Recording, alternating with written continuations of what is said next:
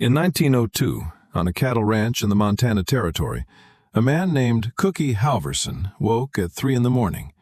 He lit a fire in the dark, and he fed 30 grown men before the sun cleared the ridge. He had no recipe card, no measuring cup, no thermometer, no refrigeration. He had a cast-iron skillet, a Dutch oven, a sourdough crock he kept alive through the winter by sleeping with it on cold nights, and 40 years of knowing exactly how much a working man needs to swing a rope from dawn to dark. By 3:45, the coffee was boiling. By 4, the biscuits were browning. By 4:30, 30 men had eaten enough to ride 16 hours, rope cattle, fight a stampede, and not feel hunger again until the sun went down. He did not call it cooking. He called it his job. And every man on that ranch knew the truth nobody says out loud anymore. The cook was the most important man in the outfit. More important than the foreman. More important than the owner. Because an army moves on its stomach, and a cattle drive moved on cookies. Today, the average American eats a breakfast engineered in a laboratory to be forgotten by 10 in the morning. A bar of compressed sugar, a bowl of cereal that costs more per pound than steak, a coffee with more syllables than calories.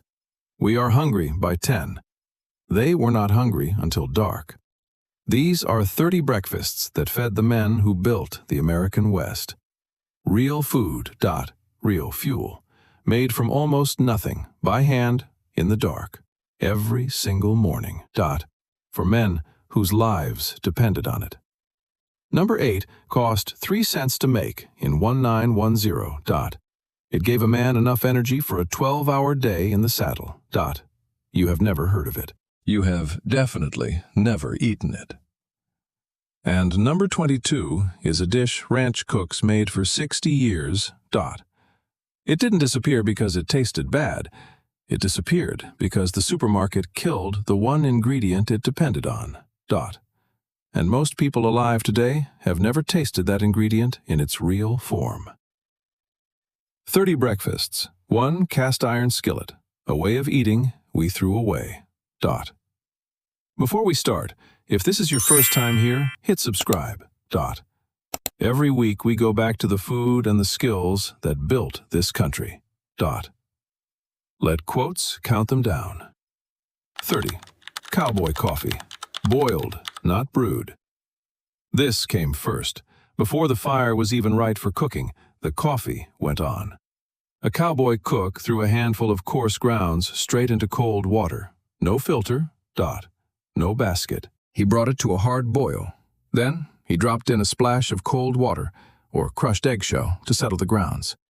The result was thick, bitter, and strong enough to float a horseshoe. A pound of coffee cost 15 cents in 1900. The cook went through a pound every 2 days, feeding 30 men. That coffee was not a luxury. It was the ignition switch for a 16-hour day. Today, we pay $6 for coffee with a name we can't pronounce. The cowboy version cost a penny a cup and woke up a man who had real work to do. 29. Sourdough biscuits. The sourdough starter was the most sacred thing in the chuck wagon. Some cooks carried starters alive since before the Civil War. A living colony of wild yeast, fed flour and water every single day, never allowed to die. On cold nights, the cook slept with the crock between his blankets so the yeast wouldn't freeze. A cook who let his starter die was finished. You could replace an axle. You could not replace 40 years of fermentation. He mixed dough in the top of the open flour sack, no bowl, pinched off biscuits by hand, and baked them in a Dutch oven buried in coals. Microbiologists at the University of California, Davis, sequenced surviving Pioneer sourdough starters in 2020. They found strains of wild yeast that exist in no commercial product on Earth. At the genetic level, those biscuits were a different food than anything you can buy today. 28. Salt pork and red-eye gravy. When there was no fresh meat, there was salt pork. There was always salt pork. Cured in a barrel, shelf-stable for months, the cook sliced it thin and fried it crisp. Then, the forgotten part. He poured a cup of that Cowboy coffee directly into the hot grease. The coffee hit the rendered fat and made red-eye gravy, dark, salty, sharp, a thin slick of red-brown fat floating on top. You sopped it up with a biscuit. Salt, fat, and caffeine in one bite. Not exactly what a body needs before 12 hours of labor. 27. Son of a gun. Stew for breakfast. Yes, stew for breakfast. When a calf was butchered, nothing went to waste. Though the parts that wouldn't keep got eaten first, in the morning. It used everything: heart, liver, tongue, sweetbreads, and the marrow gut that gave it its richness. Though the cook simmered it overnight at the edge of the fire so it was ready at dawn. The old saying was that a son-of-a-gun stew had everything in it but the hide, the horns, and the holler. A dish made entirely from the parts a modern grocery store throws in the trash. Don't fed men who could work all day on it. Before we go further, you need to understand the conditions this man was cooking in. Till 3 in the morning, pitch dark, wind off the mountains cutting through wet wool, hands so cold they won't close right. A fire that has to be coaxed from damp wood, while 30 men sleep 50 feet away, waiting to be fed. No stove, no counter, no running water. He worked off the back of a wagon the size of a closet, by feel, in temperatures that froze the water bucket solid overnight. Compared, and number 15 on this list, is the breakfast he could make in 4 minutes. On a fire, in a blizzard. When the weather turned, and there was no time at all, 26. Flapjacks on a skillet lid. When the Dutch ovens were full, the cook flipped the lid upside down over the coals and used it as a griddle. Flapjacks came from the sourdough starter thinned with milk, a little soda to lift them, bacon grease on the hot iron. He poured them in stacks for 30 men coming through in waves. The genius was efficiency. The Dutch oven lid was a griddle. The flour sack was a mixing bowl. The coffee was an ingredient. A man working out of a box the size of a wardrobe could not afford a single object that did only one thing. That economy of equipment is a skill in itself, and it's gone from modern kitchens stuffed with gadgets that each do one job and then sit in a drawer. 25. Fried mush. This is what the cook made when supplies ran low, and there were still 30 men to feed. Cornmeal, boiled thick, poured into a pan, left to set overnight into a solid block. In the morning, he sliced it, fried it in pork fat until golden and crisp outside, soft in the middle, and served it with sorghum syrup. A pound of cornmeal cost 2 cents. It fed a man. Fried mush was the food of people who had almost nothing, and refused to let anyone go to work hungry. 24. Dried apple pie. The cook who could turn out a pie on the trail was worth his weight in gold, and he knew it. Dried apples soaked overnight to plump them, sweetened with sorghum, spiced with cinnamon if he had it, baked into a lard crust in a Dutch oven. On a drive where every other day was salt pork and biscuits, a warm pie at breakfast was a small miracle. Men remembered it for the rest of their lives. The cook understood something the food industry has forgotten. Morale is a nutrient too. 23. Hoe cakes and sorghum. Before the pancake as we know it, there was the hoe cake. Cornmeal, water, salt, bacon grease, fried flat and crisp. The name comes from field hands who cooked them on the flat blade of a garden hoe over a fire. Drowned in sorghum, thick, dark, mineral-rich syrup pressed from sorghum cane, a hoe cake gave fast sugar and slow starch. Cheap, filling, and made from what grew in the field. A gallon of sorghum, made at a fall pressing the whole community attended, sweetened a family's breakfasts through an entire winter. 22. Milk gravy on biscuits, and the ingredient we lost. Here it is, the dish I told you about at the start. Biscuits and gravy survives. You can order it at any diner in America. But the version a ranch cook made in 1902 used an ingredient almost no modern person has ever tasted. Real, fresh, whole milk, straight from the cow that morning. Unpasteurized, with the cream still in it. That milk made a gravy with a body and richness today's processed milk simply cannot produce, The fat behaved differently. The flavor was different. The dish didn't vanish because it stopped working. The ingredient changed.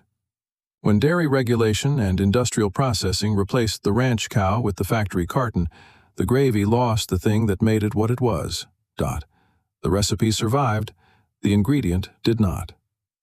Here is something the food industry does not advertise. In 1911, Procter & Gamble launched Crisco, hydrogenated cottonseed oil, and spent the equivalent of millions convincing American cooks that animal fat was old-fashioned, dirty, and dangerous. They hired home economists. They printed free cookbooks. They donated to churches. The campaign ran for 50 years. The lard and bacon grease that fried every breakfast on every ranch in America was reframed, deliberately, profitably, as a health hazard. The FDA finally banned the trans fats that hydrogenation produces nationwide in 2018, after decades of evidence linking them to heart disease. The fat the cowboys fried with was never the problem. The fat the industry sold us to replace it was. The ranch cook rendered his own lard in a heavy pot, and it kept for months. He never read a single study. He just knew good fat when he tasted it. The cook was right. 21. Eggs basted in bacon fat. When the ranch was close to a hen house, breakfast meant eggs, and how they were cooked is a lost art. The cook fried bacon until the pan held a quarter-inch of hot fat. Then he cracked the eggs straight into it and spooned the hot grease over the tops. Basted, the old hands called it. That cast-iron skillet was never washed with soap, only wiped, scraped, and re-seasoned. The pan was a 50-year record of every meal it had ever made. A good skillet was handed down like a watch. The cook who scrubbed the seasoning off a pan with lye was a man who would not be trusted with one again. 20. Cornbread in the coals. Not sweet, cakey, modern cornbread. Real cornbread. Cornmeal, salt, buttermilk, bacon fat, baked dense and crusty in a Dutch oven. It kept for days, which made it perfect trail food. A cowboy wrapped a square in a kerchief, rode out at dawn, and ate it cold in the saddle at midday, miles from the wagon. Breakfast and lunch in one, made the night before, costing pennies. The buttermilk was the liquid left after churning butter, nothing wasted. The milk made butter, the butter fed the men, the buttermilk went into the cornbread. A closed loop, run off one cow, feeding a crew with zero waste. We've spent 100 years trying to reinvent what that kitchen did by necessity. 19. Fried potatoes and onions. When the wagon carried potatoes, the cook made a skillet that could stretch any breakfast to feed any number of men. Diced potatoes, sliced onion, a generous scoop of bacon fat, and the patience to let them crisp without stirring too soon. Add an egg, add salt pork, add yesterday's beef, and the same base became a different meal. The skill was not the recipe, it was the judgment. That improvisational competence, cooking from what you have, not what a recipe demands, is the single most useful kitchen skill a person can own, and the one modern cooking has done the most to destroy. We are halfway through, and this stopped being only about food a while ago. On a cattle drive, breakfast was not a meal. It was the difference between a man who could work and a man who couldn't. A man who rode out hungry was slow, and slow got men killed. Trampled in a stampede, drowned at a crossing, thrown from a tired horse. When a blizzard hit and men rode out into killing cold to hold the herd, the one thing between them and death by exposure was whether the cook could get hot food and coffee into them. Before they went. In the winter of 1886 and 1887, the one they called the Great Die-Up, cold and starvation killed an estimated 90% of the cattle on some northern ranges. And nearly the men with them. The cooks who kept their crews fed and warm through that winter were the reason any of those men came home at all. 18. Bacon, and saving every drop of grease. Bacon was the one meat that traveled. Salt-cured, smoked, packed in the wagon, it lasted the length of a drive. But the bacon was only half the value. The grease was the other half. The cook poured every drop into a can and used it for everything. frying eggs, frying potatoes, greasing the Dutch oven, making gravy, even treating saddle sores on the horses. A pound of bacon gave you the meat, and then a second ingredient that touched every dish in the wagon. The 2018 FDA trans fat ban quietly vindicated what the bacon grease can always knew. Real animal fat was never the villain it was sold as. The can on the back of the stove that every ranch and farm kitchen kept for 100 years was not ignorance. It was economy and good sense. And we threw it out on the advice of people selling us something else. 17. Stewed dried fruit. Scurvy is what happens to men who eat only meat and bread for months. The cook, who had never heard the word, prevented it anyway. Dried apples, peaches, and prunes simmered into a soft, sweet compote, served alongside the heavy breakfast every morning. A 2017 review in the journal Nutrients confirmed that dried fruits retain the majority of their vitamin C, potassium, and polyphenol content through proper drying. The cook's instinct, validated a century later by the chemistry he never needed to read. He did not need to understand the chemistry. He had generations of observation distilled into practice. We trust a label. He trusted 100 years of results. 16. Calf fries. Spring branding meant castrating the bull calves, and nothing went to waste. The testicles were peeled, sliced, rolled in seasoned flour, fried crisp. Rocky Mountain oysters. City people flinch. Ranch hands ate them at breakfast during branding season as a matter of course. Because the alternative was throwing away good protein. And on a working ranch, you did not waste good protein for squeamishness. You could not afford. The willingness to eat the whole animal was not crudeness. It was a moral position about not wasting a life you had taken. We replaced it with the luxury of never seeing where our food comes from at all. We are in the top 15 now. And I want to be clear about what these dishes really are. They are not recipes. They are a way of living we have lost almost completely. Every dish here shares one thing, made from scratch, from whole ingredients, by a person who knew exactly what he was doing. For people whose hard physical lives depended on being fed well. No packaging. No brand. No marketing. That is what we traded away. Not the recipes, those survive in old cookbooks. We traded the competence, the self-reliance, the simple, profound ability to feed people well with your own 2 hands. 15. The 4-minute storm breakfast. This is the one I mentioned. When the weather turned and there was no time, the cook had a breakfast he could make in 4 minutes, on a fire, in a blizzard. Hardtack, a flour and water cracker baked rock solid and shelf stable for years, broken into a bowl. Hot bacon grease and a splash of coffee poured over to soften it, and salt. That was it. 4 minutes. It was not good. Nobody pretended it was. But it was hot. It was fat and salt and calories. And it carried a man through a morning of holding cattle in weather trying to kill him. Nobody writes that down. But the men who lived through those mornings never forgot who fed them. 14. Beefsteak, fried in the morning. On a good morning, when a beef had been butchered, the cook fried steak for breakfast. Not as a treat, as fuel. Cowboys ate steak for breakfast the way modern people eat cereal, routinely because it was there and it worked. The cut didn't matter much. A tough one got pounded and fried hard and fast. The skill was reading the meat, knowing by look and feel how to cook the piece in front of you, because there was no other piece and no second chance. We've outsourced that judgment to a sticker on a package. The cook held the meat, looked at it, and knew. 13. Vinegar pie.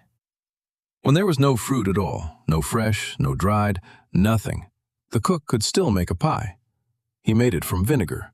Flour, sugar, water, a little lard, and a splash of vinegar, baked in a crust. Produced a tangy custard that tasted impossibly like a lemon pie made without a single lemon. The acid of the vinegar stood in for citrus that was 1,000 miles and a fortune away. Vinegar pie is pure ingenuity born of having nothing. A cook with empty shelves refused to let the men go without something sweet, and invented a way. That refusal, to make life good and not just survivable, even with nothing, is maybe the most American thing on this entire list. 12. Chicken fried steak.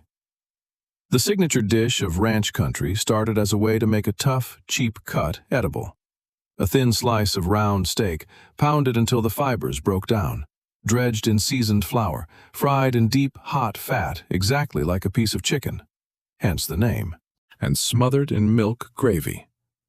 German and Austrian immigrants who settled the Texas Hill Country brought the schnitzel technique. The open range gave them beef instead of veal, and the chicken fried steak was born.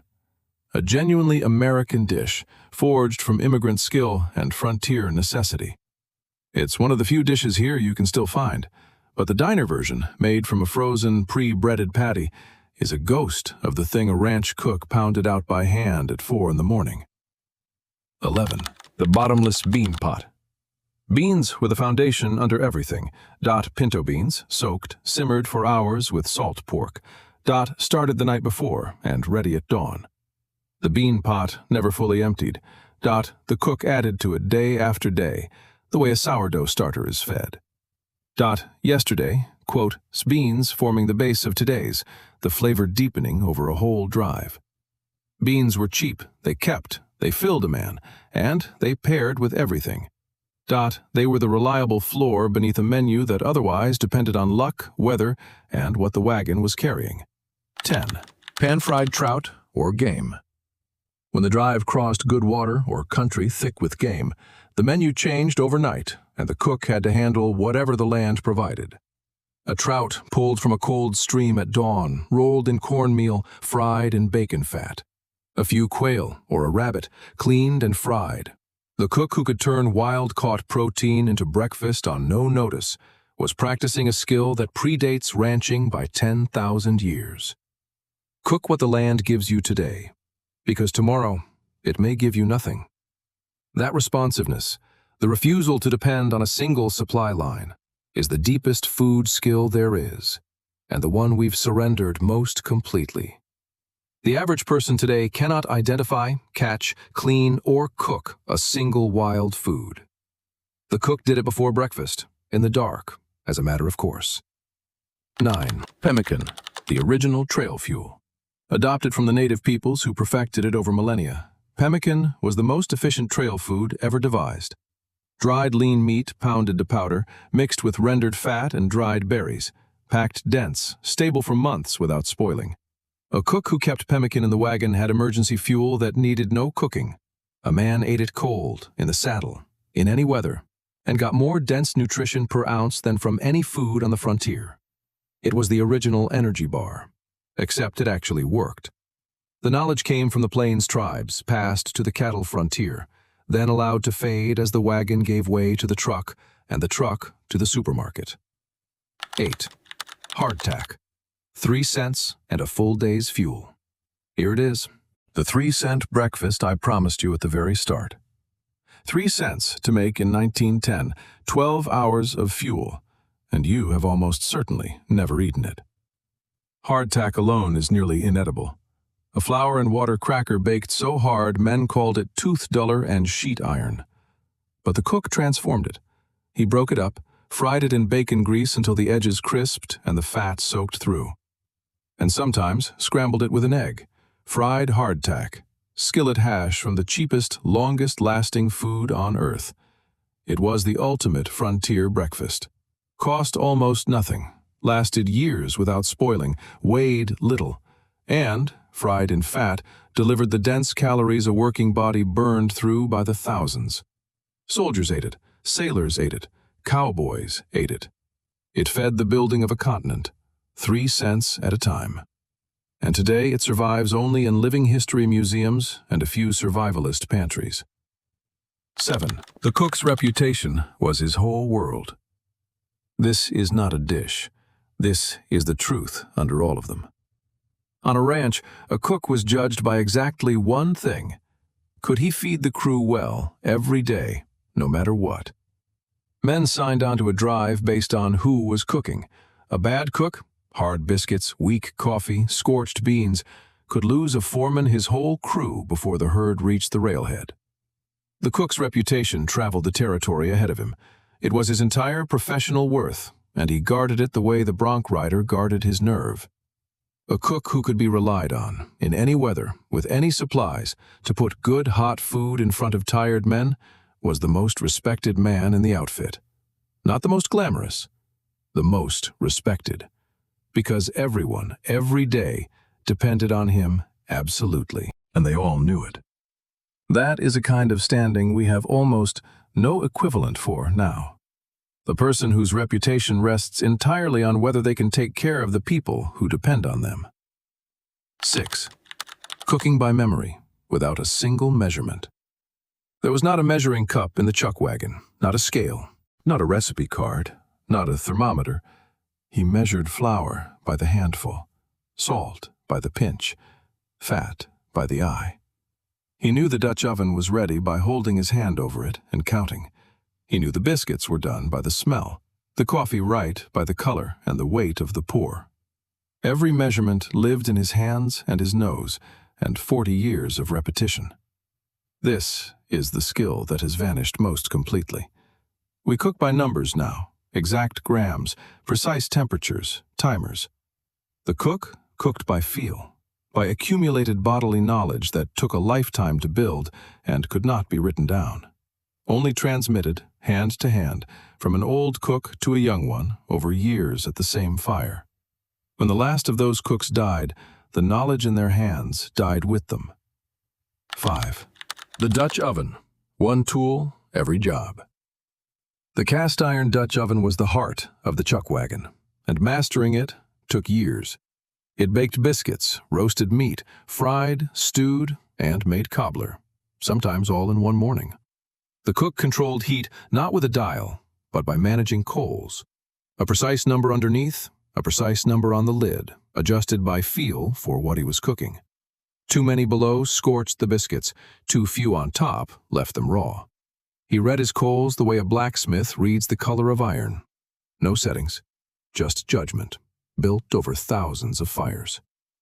We've replaced that mastery with appliances that do the thinking for us, and forgotten that the thinking was the skill. 4. Feeding 30 men from a box the size of a closet.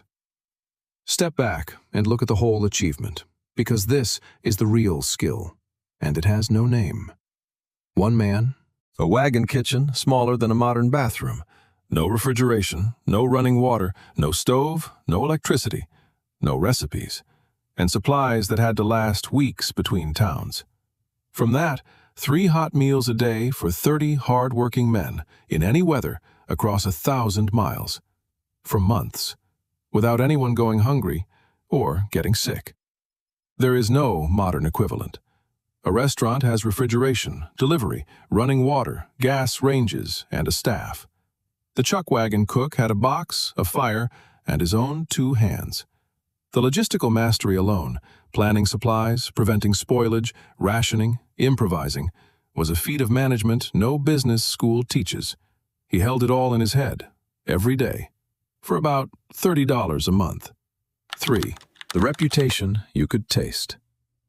Step into a bunkhouse in 1900, and you could tell, in one bite of a biscuit, exactly what kind of outfit you'd joined. A tight biscuit, good coffee, beans cooked through, meant a cook who cared. Which meant an owner who paid for good supplies, which meant a ranch worth riding for. A hard biscuit and weak coffee told a man everything. The outfit was cheap, the season would be miserable, and the good hands had already left.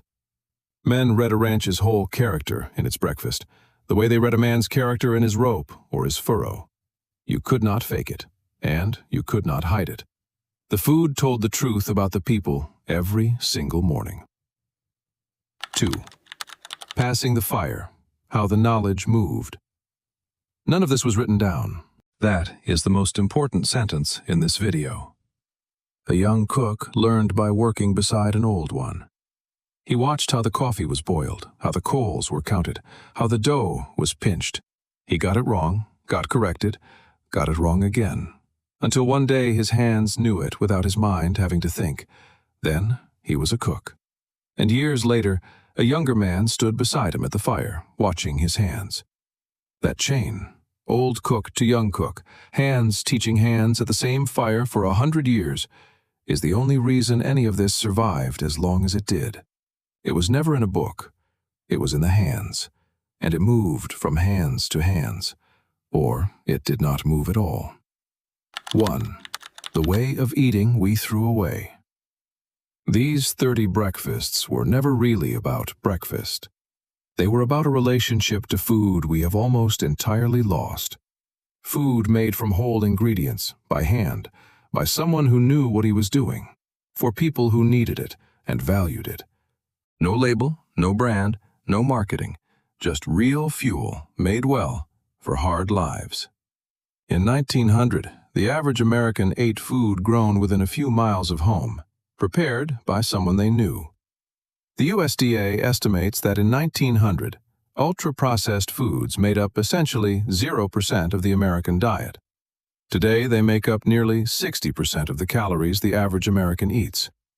In 100 years, we went from 0 to 60. We did not trade up. We traded competence for convenience. And we did it so fast that most of us never learned the thing our great-grandparents took for granted: how to feed people well with our own hands. Last winter, I drove out to a ranch in the high country of Montana that still runs a chuck wagon during the fall gather. I stood in the cold dark at 4 in the morning and watched a man in his 60s boil coffee in a blackened pot and pull biscuits out of a Dutch oven buried in coals, by feel, in the dark, exactly the way Cookie Halvorsen did it in 1902. I asked him how he learned. He said his grandfather taught him, at this same fire, when he was 9 years old. Then he handed me a biscuit and a tin cup of coffee strong enough to stand on. And I ate the best breakfast of my life standing in the snow before sunrise. And I understood, finally, what we have been throwing away. Cookie Halvorsen fed 30 men before dawn in 1902, with a skillet, a fire, and 40 years of knowledge in his hands. He never measured a thing. He never wasted a thing. He never let a man ride out hungry. What did you eat for breakfast this morning? Pick one thing from this list, just one. Boil real Cowboy coffee. Fry potatoes in bacon grease in a cast-iron pan. Keep a sourdough starter alive on your counter. Make something from scratch, with your hands, the way it used to be made. And then teach it to your kids, not from a video, at the stove, with your hands, because that is the only way any of this ever survived in the first place. Tell me in the comments which breakfast surprised you most, and did your grandparents cook any of these? Did anyone keep a bacon grease can on the back of the stove, or a sourdough starter that never died? Or are you the generation it stopped with? Those stories are the ones that matter, and they are running out of time.